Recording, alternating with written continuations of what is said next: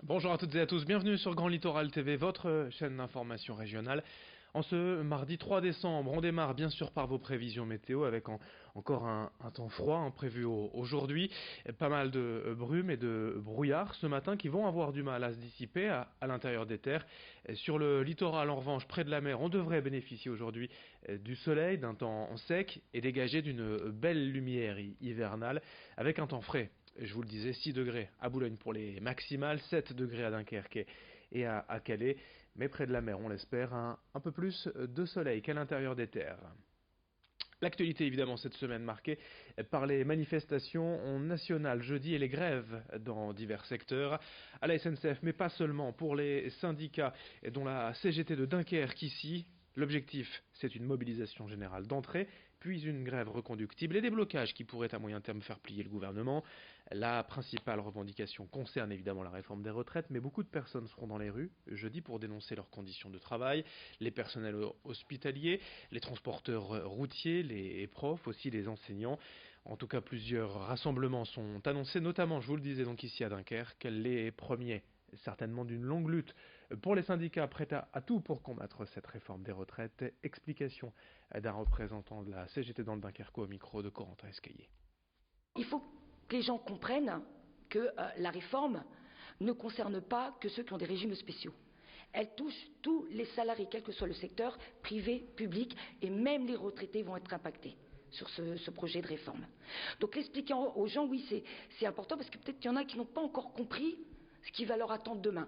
Même si on n'a pas toutes les réponses sur le projet, parce qu'il y a des choses encore qui restent floues, on a encore des éléments qui nous permettent d'expliquer aux gens que cette réforme, elle est mauvaise, elle est dangereuse pour tout le monde. Donc on a encore un travail effectivement de fond, mais il y a des gens qui ont compris qu'effectivement, cette réforme, elle n'était pas possible.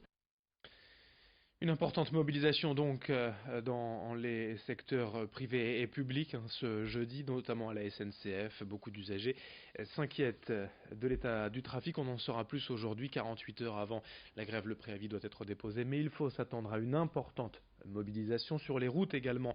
Les transporteurs routiers pourraient manifester et organiser des points de blocage.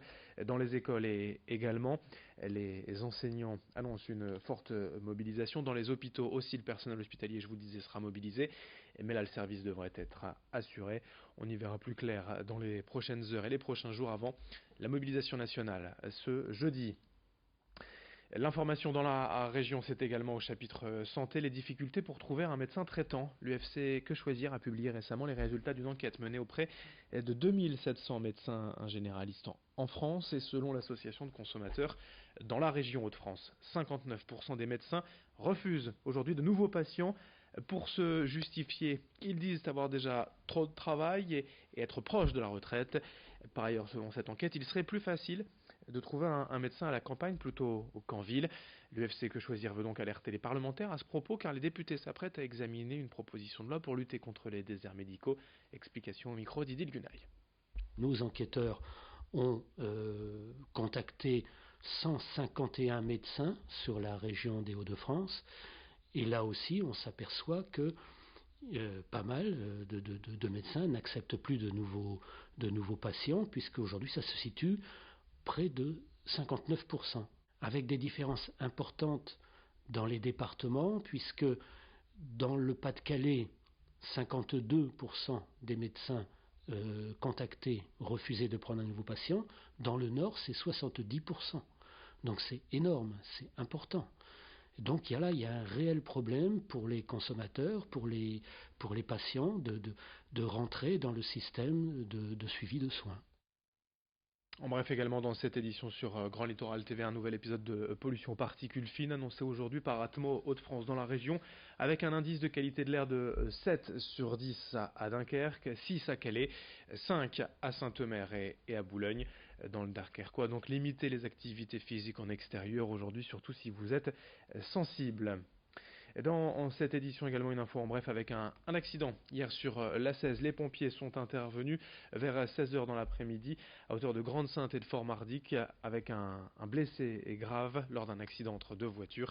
D'importants ralentissements ont été signalés dans le secteur. Dans ce journal également un résultat de sport à vous annoncer sur le littoral avec cette nouvelle journée de Jeep Elite et cette nouvelle défaite pour le BSM Gravelines Dunkerque qui a en match décalé à domicile face à Cholet. Les joueurs dunkerquois ont perdu 73-79 déjà.